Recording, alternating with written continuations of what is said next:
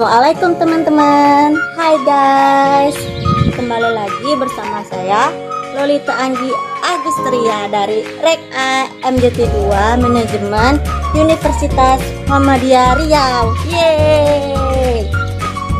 Kemarin kita sudah mencoba menjelaskan atau membuat vlog menjelaskan materi mata kuliah pelajaran sebelumnya, dan saya hari ini membuat vlog menjelaskan materi dari pelajaran manajemen koperasi. Yeay.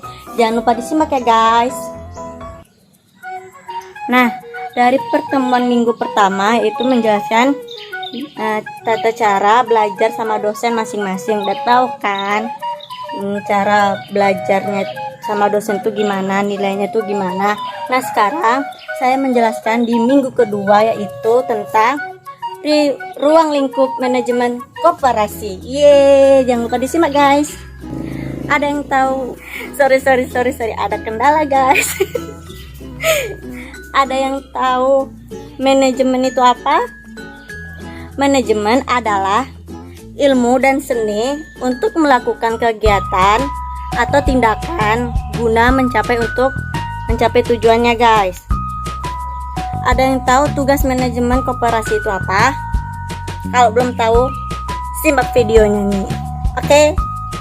Tugas manajemen koperasi itu adalah menghimpun, mengordinasi, dan mengembangkan keseluruhan potensi yang ada pada anggota secara optimal,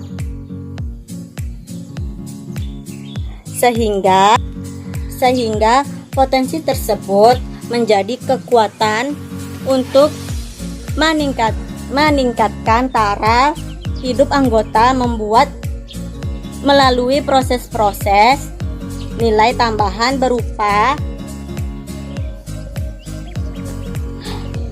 berupa usaha sistematis seperti yang diharapkan oleh anggota.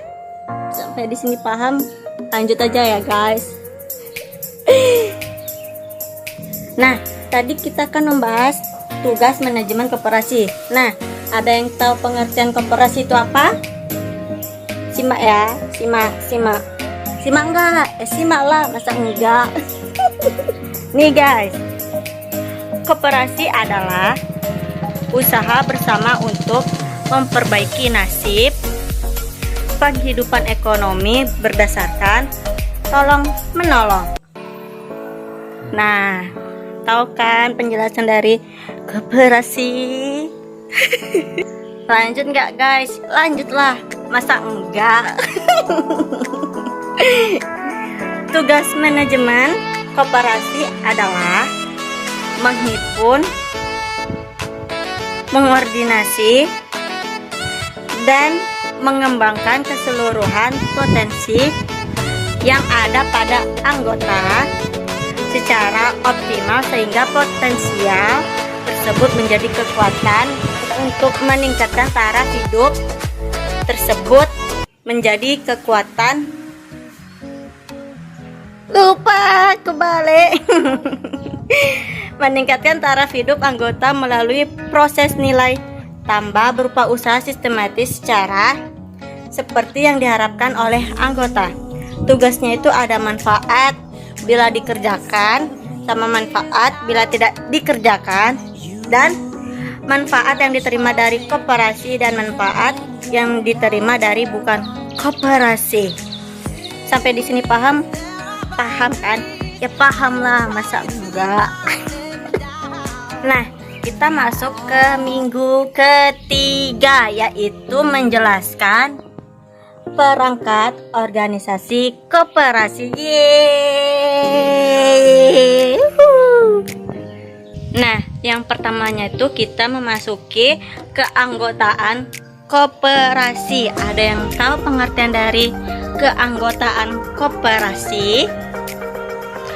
Keanggotaan koperasi adalah merupakan salah satu unsur yang menentukan dalam organisasi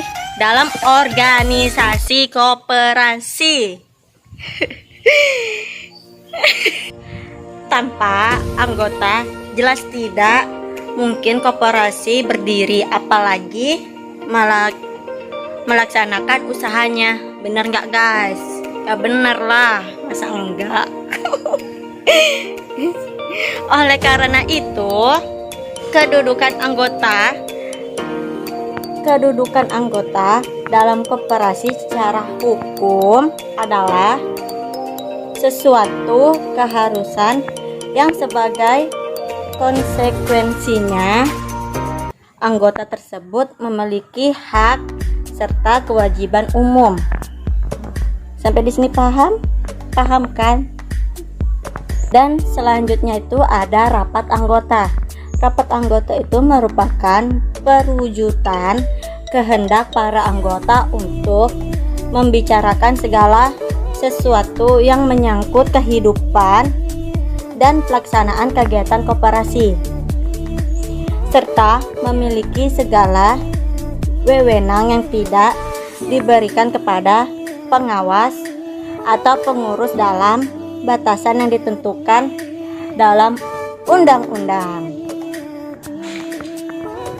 Selanjutnya itu pengurus. Pengurus merupakan perwakilan anggota koperasi yang dipilih melalui rapat anggota yang bertugas mengelola organisasi dan usaha. Tugas pengurus koperasi adalah, maaf ya tipu, yaitu mengelola koperasi berdasarkan anggota. Yang kedua, mendorong dan memajukan usaha anggota, dan menyusun rencana, itu yang ketiga, menyusun rencana kerja serta rencana anggaran pendapat dan belanja koperasi untuk diajukan kepada rapat anggota. Dan yang keempat, menyusun laporan keuangan dan pertanggungjawaban pelaksanaan tugas untuk diajukan kepada rapat anggota, dan lain-lain. Banyak, nggak mungkin kan guys saya menjelaskan semuanya. Yaitu badan pengawas. Ada yang tahu pengertian dari badan pengawas? Sorry guys. Badan pengawas itu adalah perangkat organisasi yang dipilih dari anggota dan diberi mandat melakukan pengawasan terhadap jalannya roda organisasi dan usaha koperasi. Tugas pengawas itu memiliki posisi strategis, mengingat secara tidak langsung posisinya dapat menjadi pengaman yang ketidakjujuran atau ketidakprofesional pengurusnya. Nanti saya kasih tahu kayak gini. Macam nih lah. Nanti saya kasih tahu gambarannya ya. Oke. Dan selanjutnya itu pengorganisasian. Merupakan proses penghimpunan sumber daya organisasi ke dalam sebuah mekanisme tugas sehingga terbaginya beban tugas serta tanggung jawab kepada unit-unit kecil dalam struktur keorganisasian.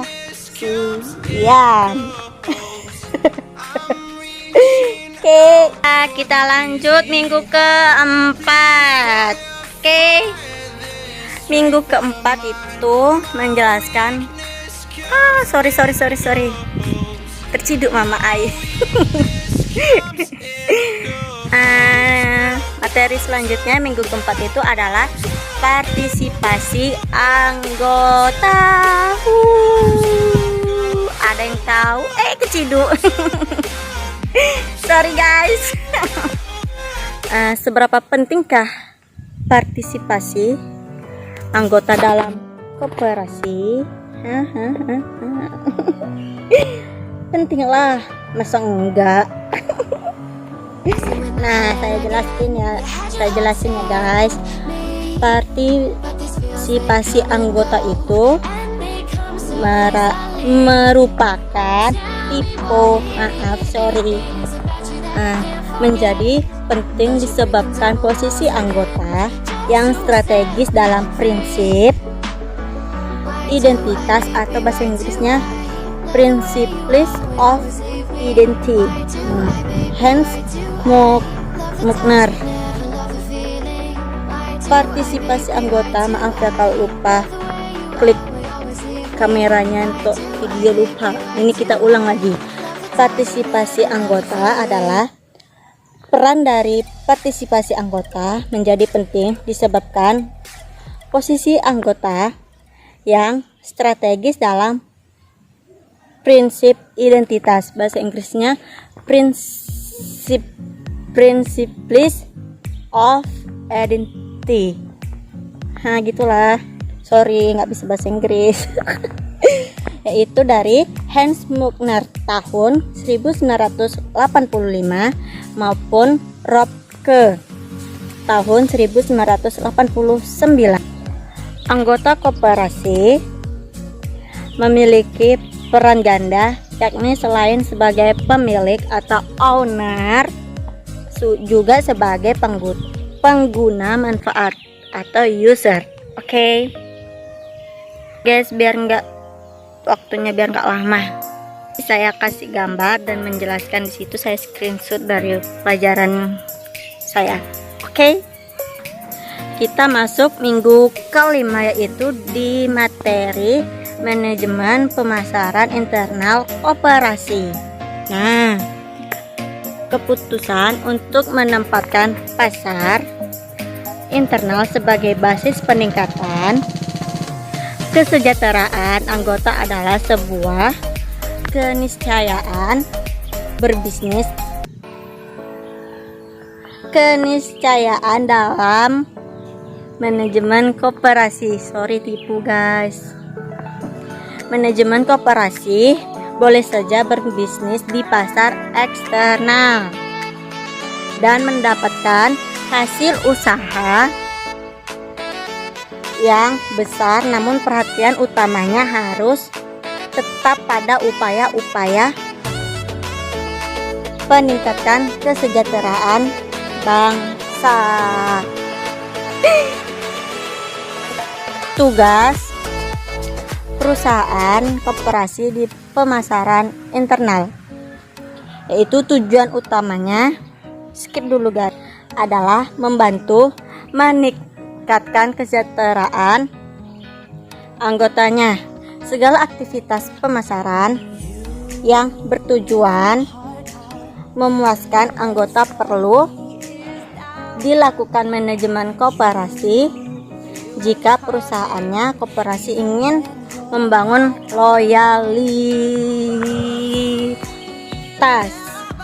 dan partisipasinya aktif anggotanya. Dan yaitu sekarang menyusun rencana pemasaran internal. Salah satu tujuan utama riset pasar internal adalah mengidentifikasi pasar sasaran atau target market, yakni anggota koperasi yang menjadi target produk perusahaan koperasi. Pada koperasi yang anggotanya cukup luas dan cenderung heterogen, kebutuhannya penentuan pasar sasaran untuk produk-produknya tertentu sangat diperlukan. Nah, kita selanjutnya masuk ke minggu ke-6, yaitu menjelaskan manajemen pemasaran eksternal koperasi.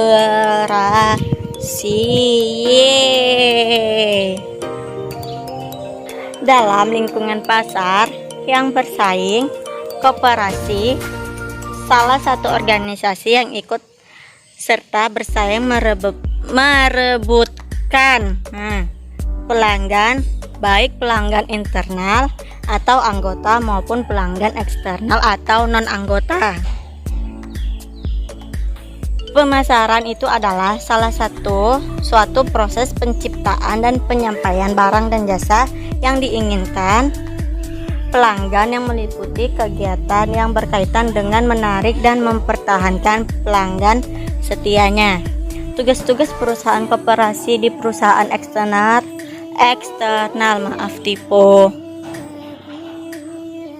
tidak beda dengan perusahaan non koperasi pada umumnya. Tugasnya tuh guys, koperasi dapat mencari keuntungan untuk menumbuhkan usaha perusahaan.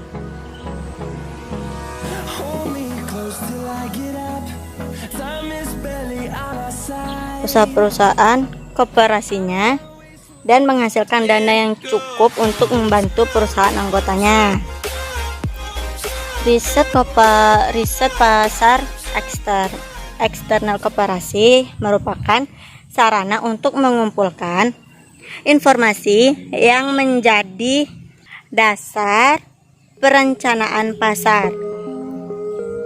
Riset ini mencakup kegiatan sistematis dalam pengumpulan, analisis, dan interpretasi data yang berkaitan dengan perusahaan, pelanggan, dan pesaing suatu perusahaan. Itu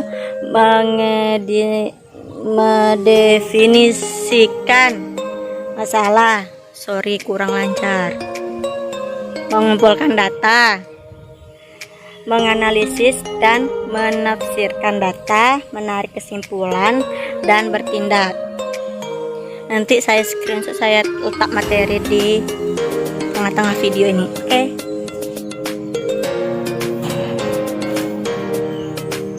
Kita masuk minggu ke-7. Ini terakhir ya guys. Simak baik-baik. Awas tidak. Tuh materi manajemen keuangan koperasi. Manajemen keuangan koperasi itu berkaitan dengan aktivitas pengumpulan dana dan penggunaan dana tersebut secara efektif dan efisien. Pada koperasi, tujuan utamanya didirikan perusahaan koperasi adalah membantu meningkatkan kesejahteraan anggota, bukan memaksimalkan keuntungan perusahaan koperasi. Sifat tujuan koperasi itu seperti mengharuskan cara-cara memperoleh dana, penggunaan dana, dan pengukuran kinerja keuangan dilakukan secara berbeda dengan perusahaan non-koperasi yang bertujuan memaksimalkan keuntungannya guys. Dan pengertian dan fungsi manajemen koperasi itu, koperasi ini membutuhkan dana atau modal ya guys. Dana atau modal ini diperoleh dari pemilik koperasi yang anggotanya dan juga berasal dari utang. Dana yang diterima oleh koperasi akan digunakan untuk membeli aset-aset seperti mesin-mesin, gedung-gedung, kendaraan, tanah, dan lain-lain.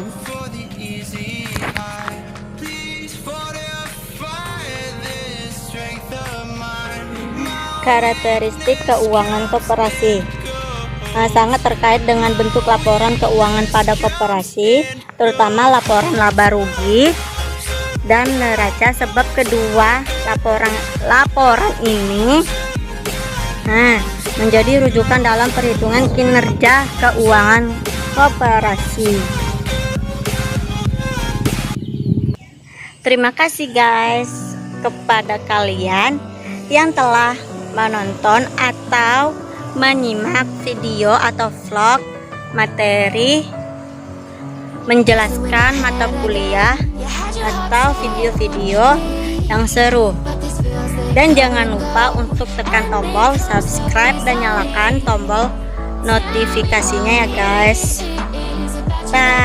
Bye. Assalamualaikum warahmatullahi wabarakatuh.